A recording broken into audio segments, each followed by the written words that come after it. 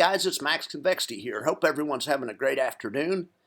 I wanted to come on here and do a deep dive on decay, erosion, tracking error, all this jargon that we always use with these high yield funds. I'm trying to take a new perspective or a different perspective. I've always thought it was my superpower to where when I have a disagreement with somebody, to be able to put myself in their shoes, imagine how they're feeling about it and look at it from their perspective. And then I use that new information that I have to try to inform my perspective and to try to make my argument sharper. Sometimes when I do this, I realize my argument's no good and I change to their side. But it's always been one of my superpowers to not have tunnel vision. I'm going to try to do that today in this video. We'll see how it goes. But also, false premises are dangerous, and they're a real thing. And I'm going to give an example of a false premise on each side. You know, I'm obviously on the pro covered call fund side, but there's another side to it also. And their side makes some false premises, but my side does as well. And I'm going to give an example from each side, try to show you how unbiased I am. I try to be fair about all this stuff. I think you guys really enjoy this video. I'm looking forward to presenting it to you. So stick around and we'll get right into the middle of it.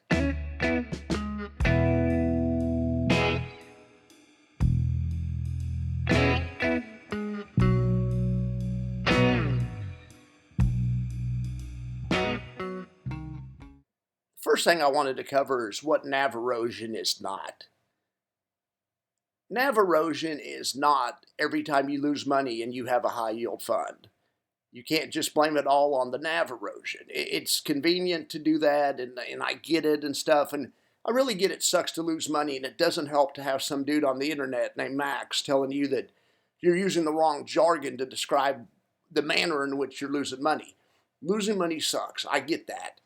And just calling it by a different name, yes, that doesn't help and it's not constructive. But I think it's important to understand what the root cause of NAV erosion is and what it really is that's happening to you or that's happening to your investment. All right, so and I wanted to look at some examples.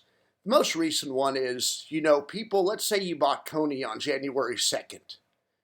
Hell, it was doing great and it had a great December, and so you got some. That's awesome. Okay, well, then here we go by the other day. Coney's down $7 or $8.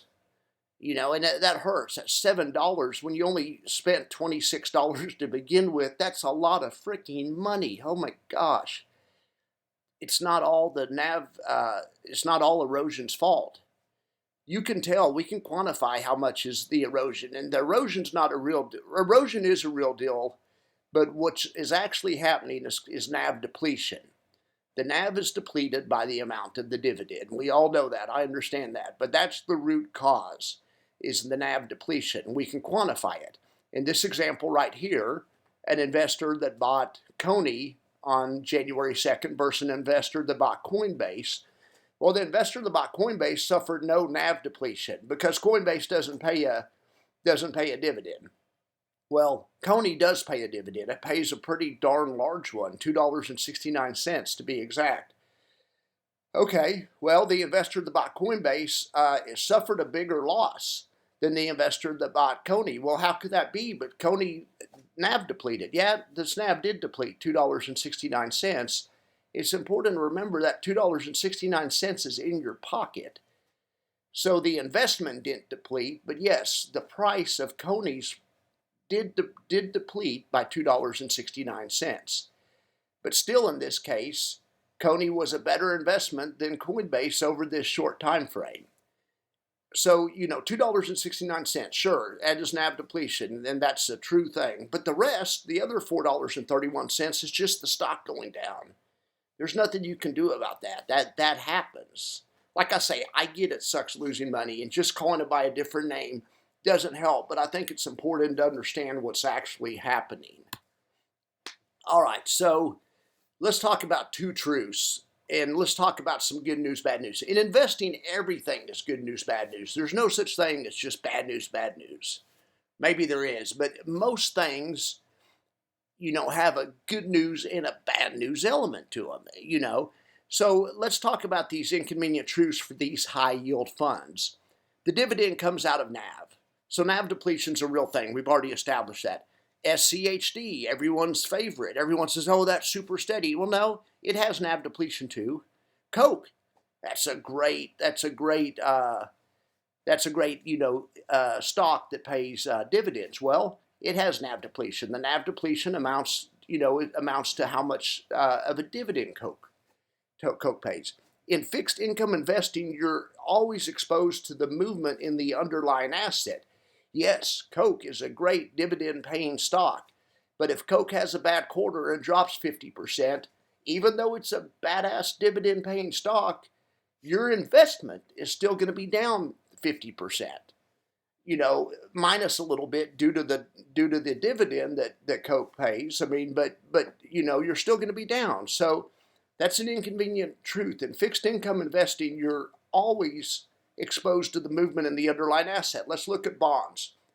Okay, bonds are great. They're guaranteed. A government bond's guaranteed. That's, it's great, awesome, super safe investment. Okay, but let's say you bought bonds right before the day before the Fed started raising interest rates about a year ago. Well, darn it. Yeah, you're still getting a nice, dividend or payment, from the bond. I guess they call it a coupon. You're getting that, you're receiving that.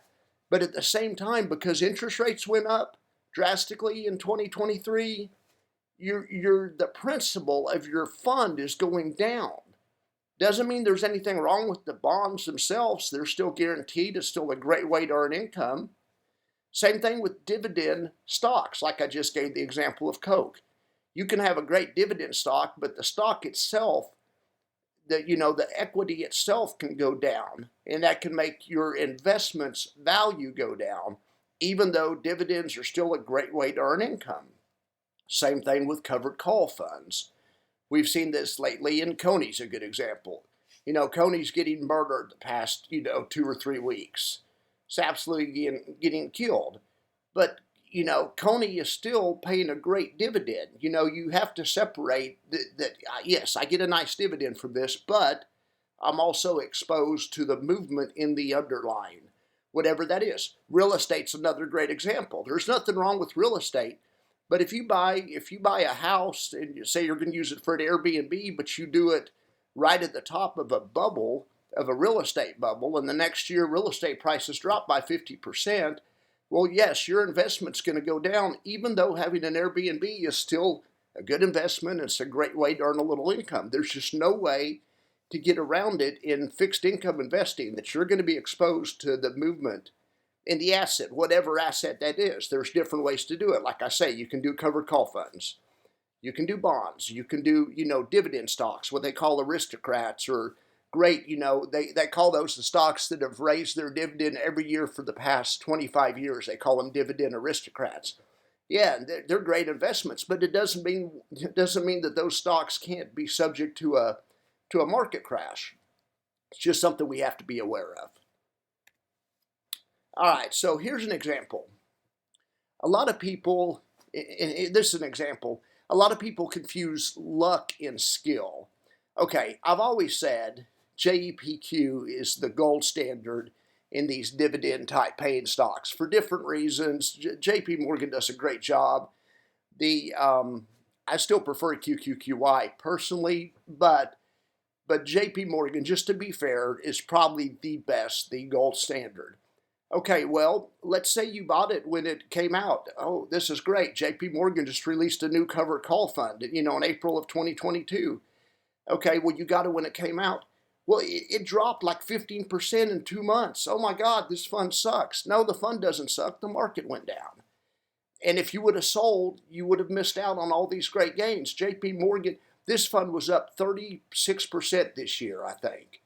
I mean, that's amazing, and 12% of that was in your pocket. I think it was actually up 30%, but still, that's a great return. So a lot of it has to do with just the timing of the market, but the same thing could happen on the other side. Somebody that got into Coney in November or whenever it came out, well, Coinbase went straight up for the first month and a half or whatever, and they're thinking, oh my God, this is the greatest investment ever. Well, yeah, it's a good investment, but don't confuse luck and skill. They all deplete, folks. If they pay a dividend, they deplete. Look, in this example right here, which one would you rather have over this time frame? Well, obviously you'd rather have Coney. Well, Coney had, more than twice as much depletion. Because depletion only tells part of the story. The other part of the story is the performance of the underlying asset, of course. But they all deplete, it's just to differing degrees. It only tells us part of the story. But yeah, so what I wanted to make the point on this one is you can't hide from depletion simply by changing assets. I mean, you can, that's part of it. Try to choose a fund that's asset is going up, and yeah, but that doesn't mean the fund's better. It just means their assets are going up over that time frame. If there's a bear market in whatever assets that other fund trades, it's going to have problems just like Tesla's had problems. All right, so let's look at this slide.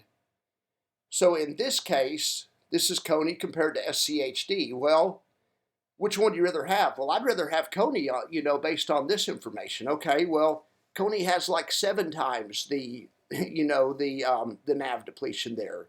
NAV depletion doesn't tell the whole story. Look at the beginning price on Coney and the ending price over this time frame. It's basically the same, where it's up $1. Okay, well, that's what I call steady NAV. It started at 18, it ended at 19. Okay, great. But they did have a lot of depletion, $6.23 of it. You just never can tell. It's just because Coney's underlying has been on a freaking tremendous bull run lately. Here's another example. Let's just compare Coney to Coinbase. Well, Coinbase has been a better investment, but Coney's had more NAV depletion.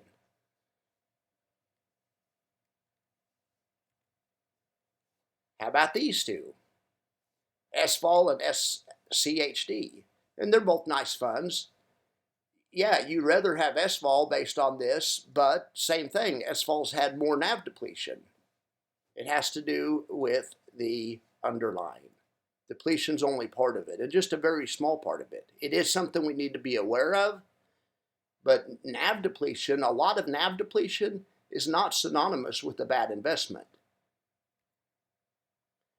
Just like Eskimos have 100 words for snow. Have you guys ever heard that? I've always heard that. I don't know if it's true. I've heard that my whole life. And it's culturally, if you have a culture that deals with, certain things, your language is going to evolve to where you have more ways to describe whatever that certain thing is. Well, option traders have this thing with decay and erosion. There's theta decay, there's erosion, there's NAV depletion, there's and they're all good news and bad news situations. And what happens lots of times is people confuse a symptom of the disease with the disease itself. People will always say, and I say this all the time, well, these funds, the problem with them is they don't recover as fast in a bull market. They lag behind in the bull market, and that's true. But doesn't have anything to do with the NAV depletion. They all have NAV depletion. The recovery during the bull market, that's a symptom of the problem, and that comes with selling options. When you sell an option, you're trading future upside for current growth. And so that's what you get. That's a symptom of the disease. The other thing is, and this is the thing that a lot of people miss, is they also go down slower. They don't participate in the downside as much. We're going to talk about that more in a second. But decay and erosion, and I'm talking, those are real things, and those are bad. Decay and erosion is what happens to leveraged ETFs. NAV depletion is good, or it's not good or bad. It just is what it is, and it happens to every ETF or stock that pays a dividend. But decay and erosion are bad. And the way these usually happen is they're usually on assets that are inversely correlated to the market, and also assets that have a really high standard deviation or are super volatile. All right, so let's look down here at let's look at UVXY and SDS. This is actually, this is an asset correlation table, and it shows you how different assets are correlated to the S&P 500.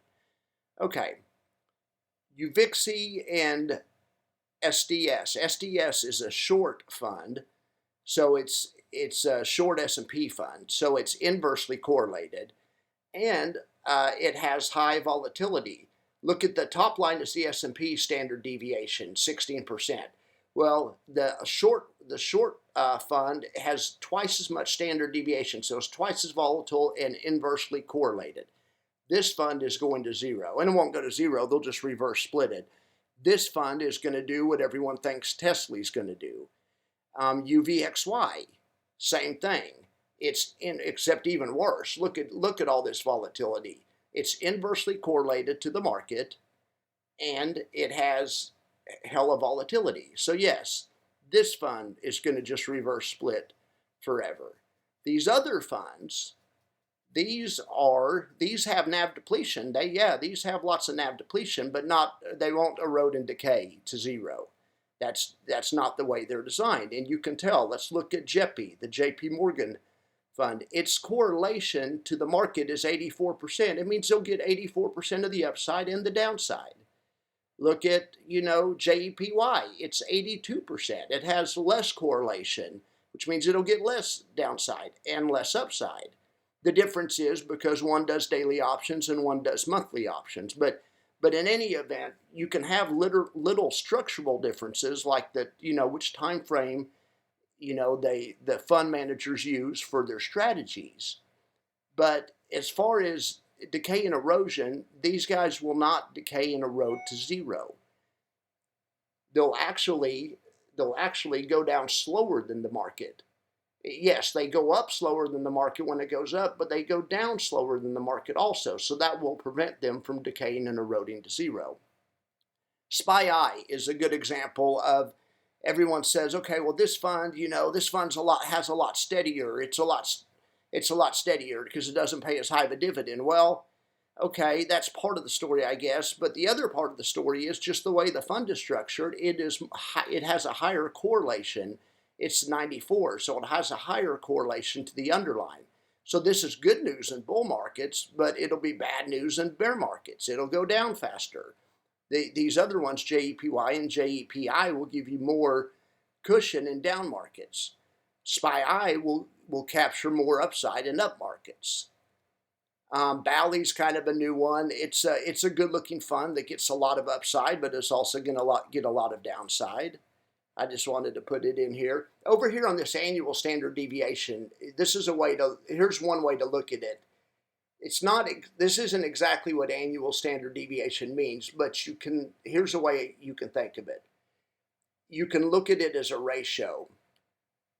The standard deviation of the SPY is 16.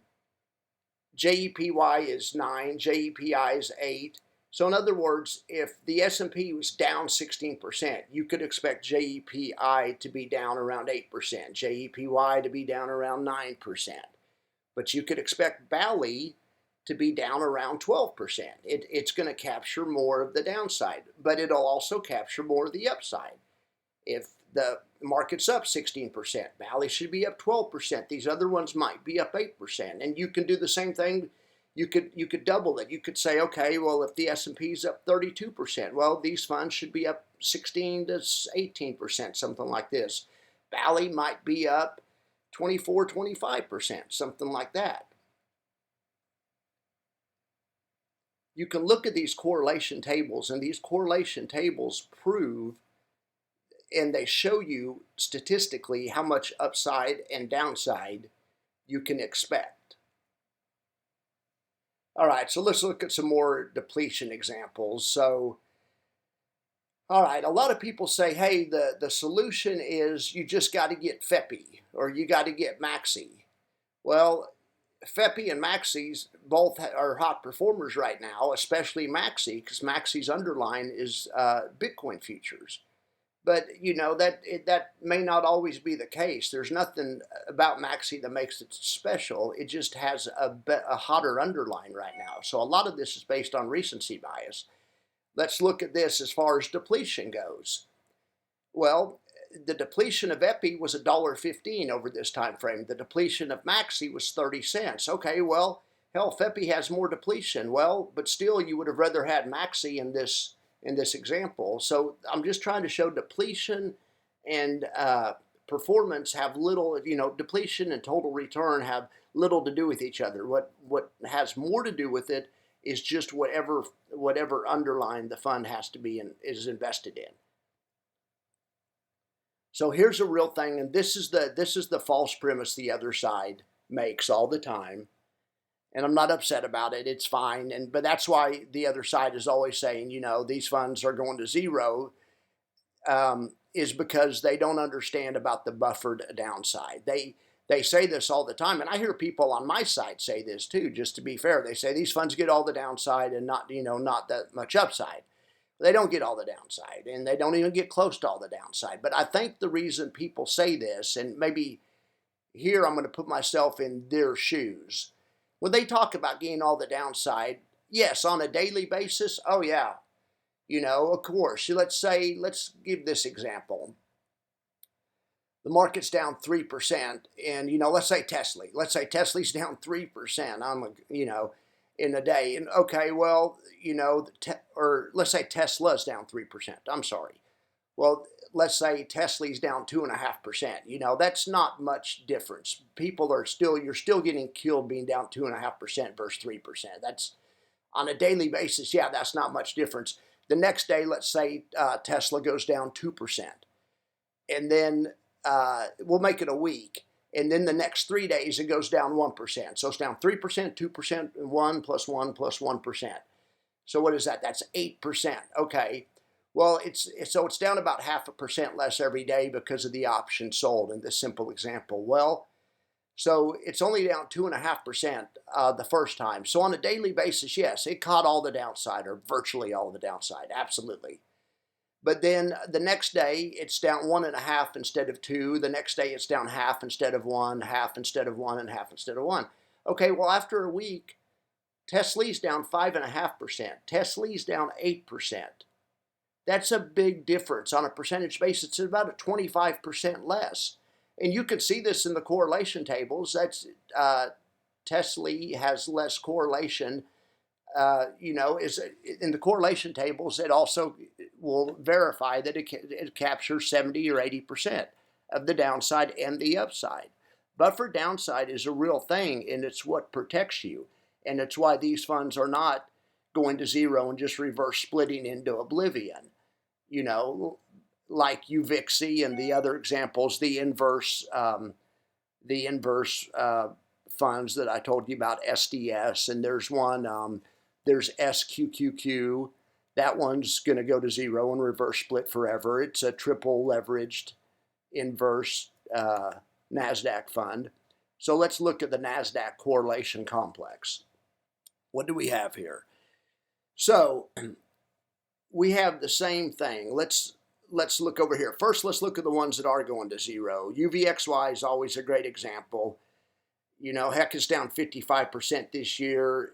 I mean, its standard deviation is 3 times what the NASDAQ is, and it's inversely correlated. Absolutely. SQQQ, this is a short triple leveraged QQQ fund. So same thing. This is going to zero, and it's going to reverse split into oblivion. And the reason we know is because it has crazy standard deviation. It's way more volatile than the market, and at the same time, it's inversely correlated. Yes, absolutely, it's going to zero. The ones that aren't going to zero are QQQI and JEPQ. Because look, they get less downside, but they also get less upside. In this example, let's say the NASDAQ is down 18%.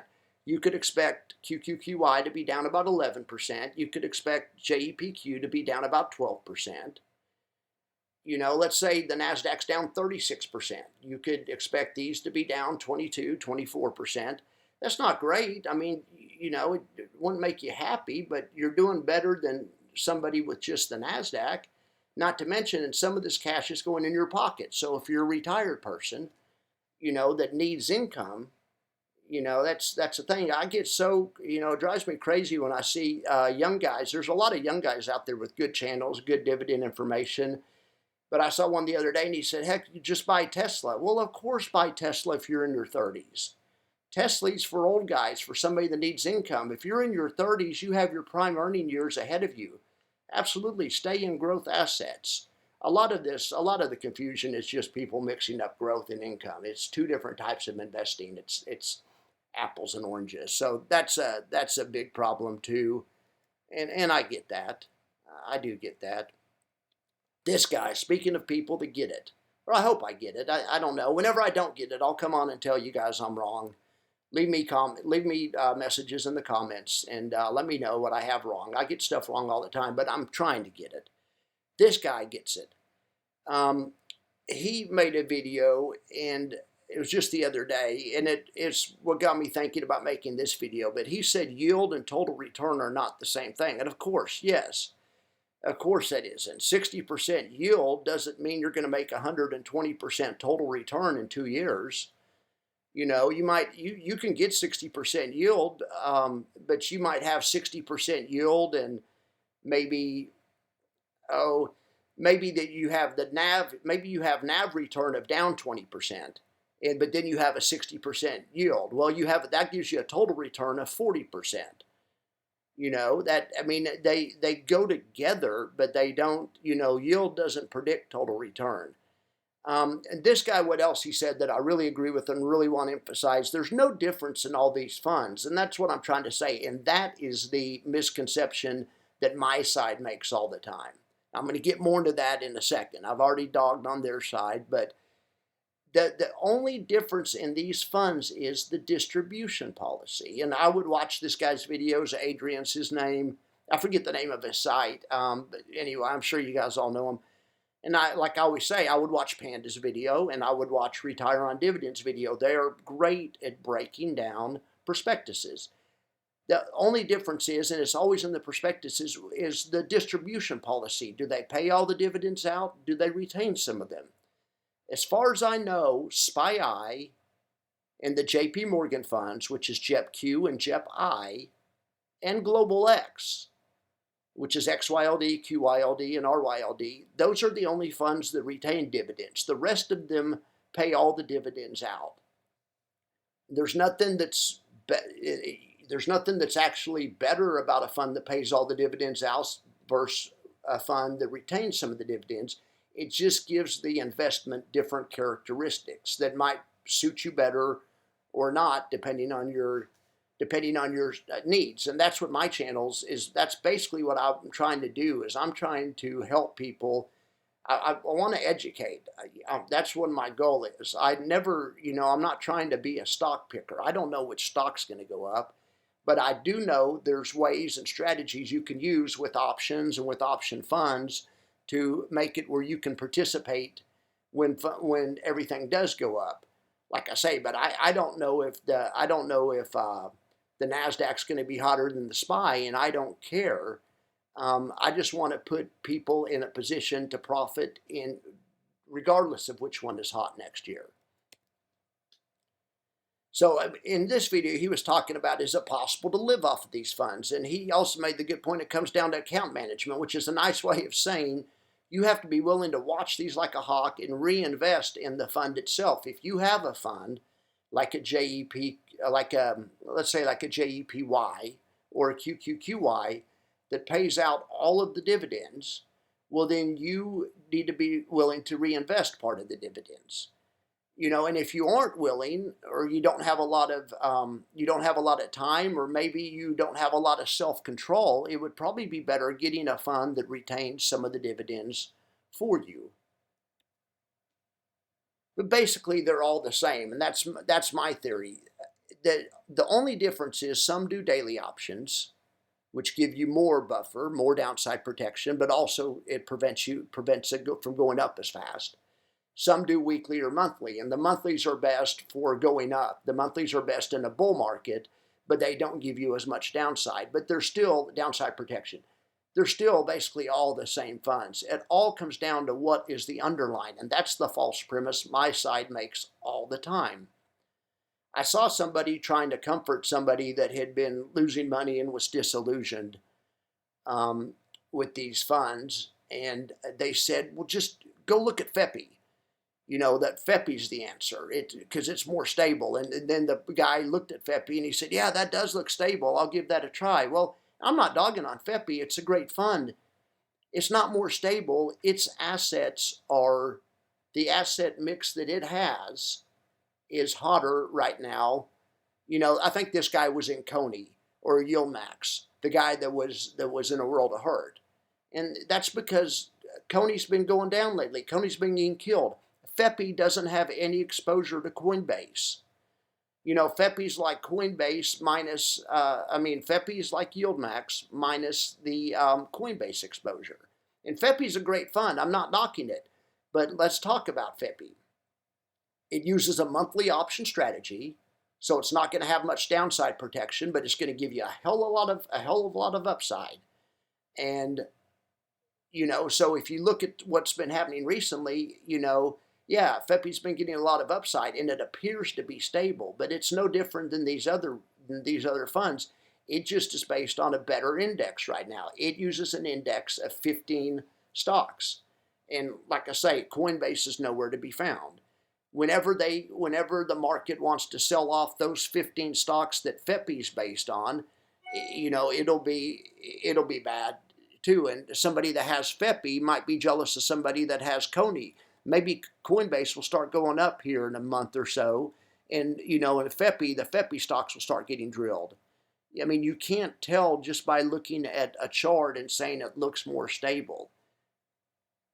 They either use daily, weekly, or monthly options, and they either pay all the dividends or they don't. That's all the difference is. That's all there is.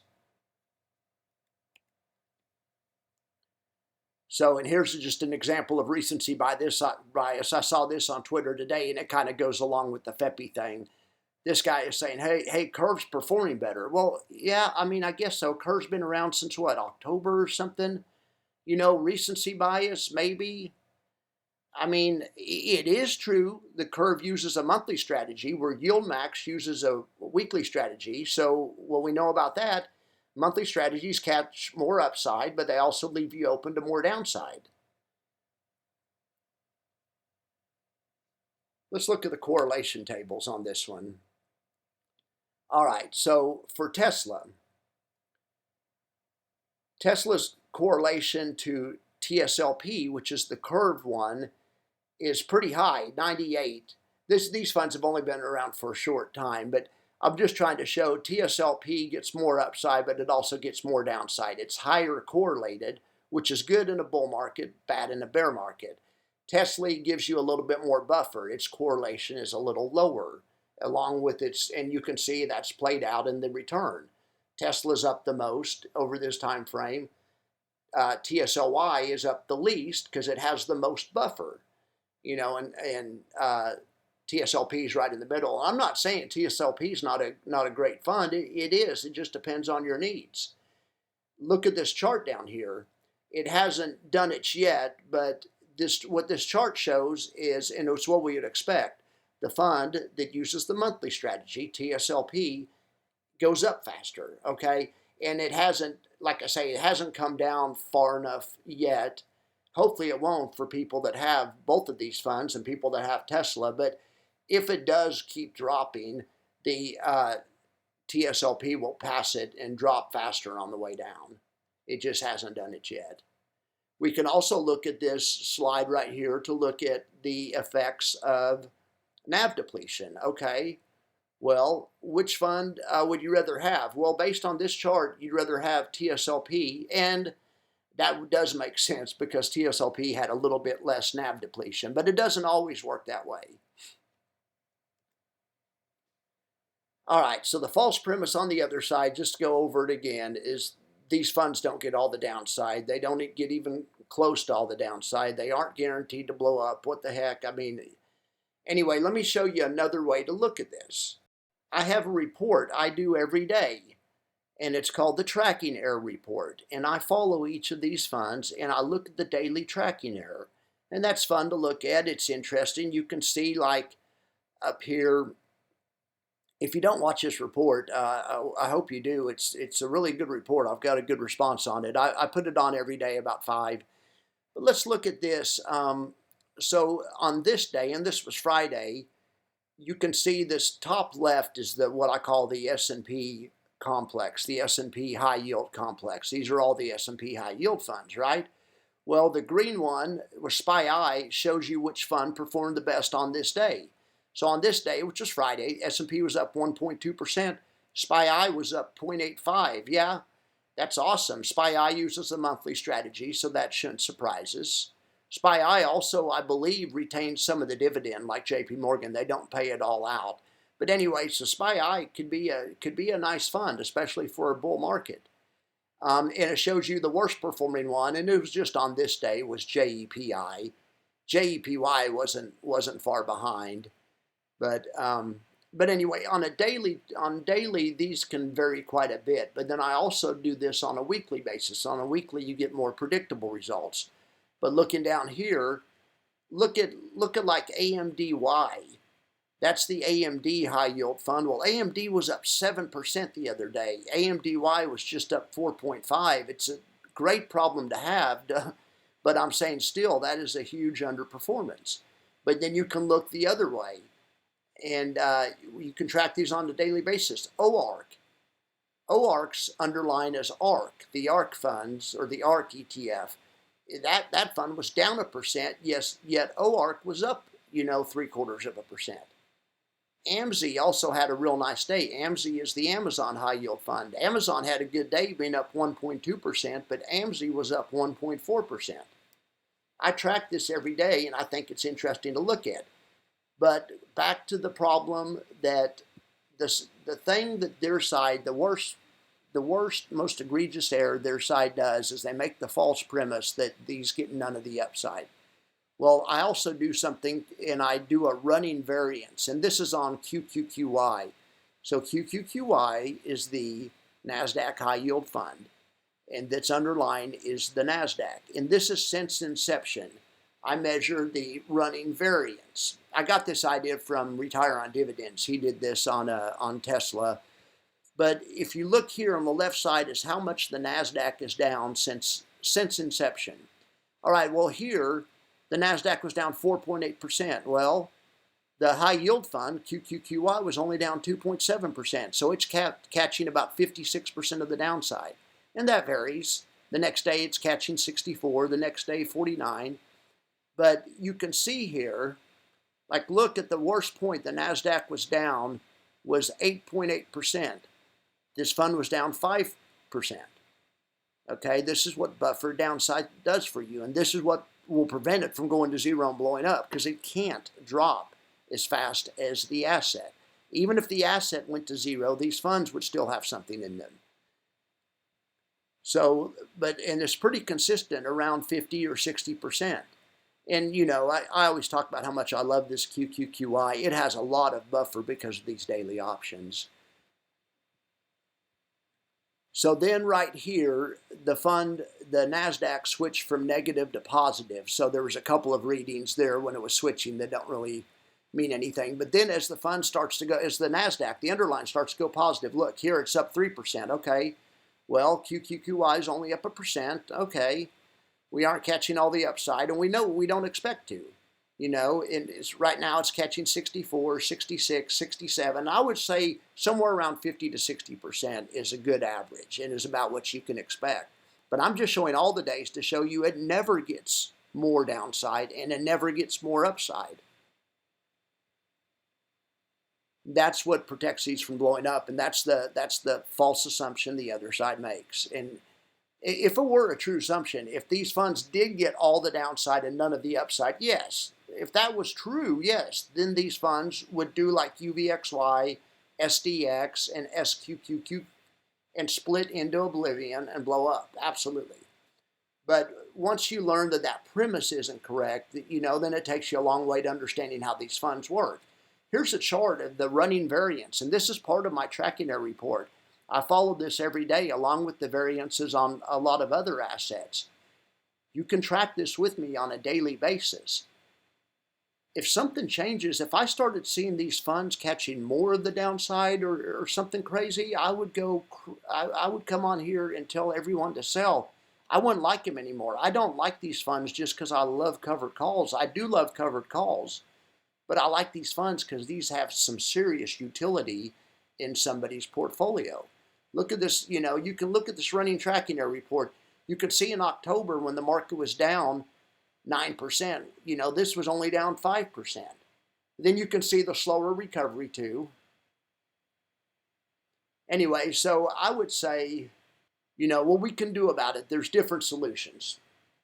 Of course, people talk about dollar cost averaging. There's all different solutions to try to limit your exposure to some of the bad qualities in these funds. But the number one thing we can do is we can watch the tracking error report every day, because I monitor this every penny. That's all. I'm obsessed with this kind of stuff. So that's the one thing we can do, is we can watch this every day. There's something else we can do.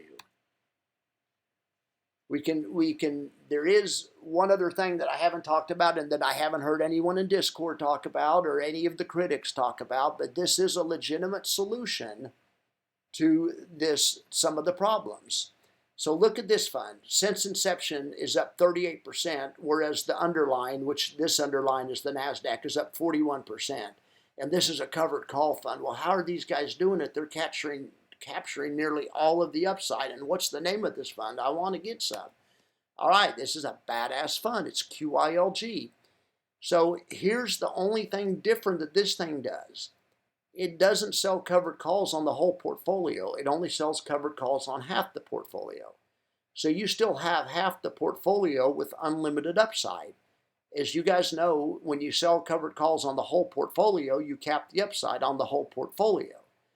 This fund has found a way around this by just doing half of, by just selling on half of the portfolio. And I think this is a great solution.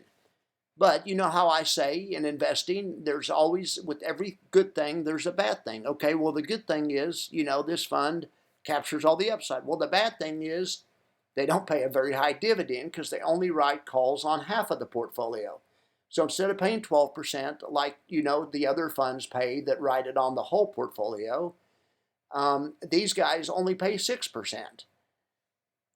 But you get basically full upside. I mean, it's just all a matter of what you prioritize with your investments and in your portfolio. All right, guys, I hope you prioritize watching my videos because I enjoy giving them to you. Please like, subscribe, turn on the bell, all that good stuff. I've never asked anyone to turn on the bell before. And just remember, this is for fun and information only and research purposes. Like I always say, the internet's a great place for research, but a bad place for actual facts. When it comes to facts, you want to go see an actual financial planner. And it's not that the internet never gets anything right. No, that's not it at all. They get a lot of stuff right. Your own financial planner knows you. He knows your risk tolerance. He knows if your credit cards are maxed. He knows that your wife just got laid off from her job. He knows stuff that you may not want to share on Discord. All right, but those guys are worth their weight in gold. A good financial planner can really help you out. And like I always say, you can go tell him the stuff you learned on the internet. Say, hey, this guy named Max Convexity told me that this fund XYLG is a great alternative for a covered call fund, or QYLG, or whatever the name of that fund was. It was QYLG. They also have an XYLG that's not bad, but you can say, hey, what about this? And he'll say, well, look, no, that's not going to work for you because of this. Because your tax bracket's too high, or, you don't have because your Roth IRA is already maxed out. Taxes are a real consideration. And that's one other thing that I forgot to say. That is a true criticism that both sides make, and it is definitely true. These funds are not tax efficient. Go get you a Roth IRA. If you're a young guy, you can put $7,500 a year, I think, in your Roth IRA. So if say you're 37, Say you're 40, you have 20 years to retirement. Yes, 7,500 is not a lot of money. That comes to 150,000 over, by the time you retire. And you can get all that tax-free income. If I was a young guy, I would do that, and I would put funds like this one, QYLG, but then I'd also put other funds in there like TSLY and QQQY and JEPQ. Just get a little bit of all of them, put them in your Roth, and let this money grow tax-free. Yes, rock and roll. Taxes are definitely a consideration. Anyway, back to my point though. Your financial planner knows all this stuff. He knows you. He knows everything about you. Be honest with him and go get a good one. That's what I would do. All right, guys. I appreciate y'all. I hope you have a great day. Leave me a comment if I got anything wrong, which I probably did, and then we can discuss it in the comments. All right, folks. Have a good one.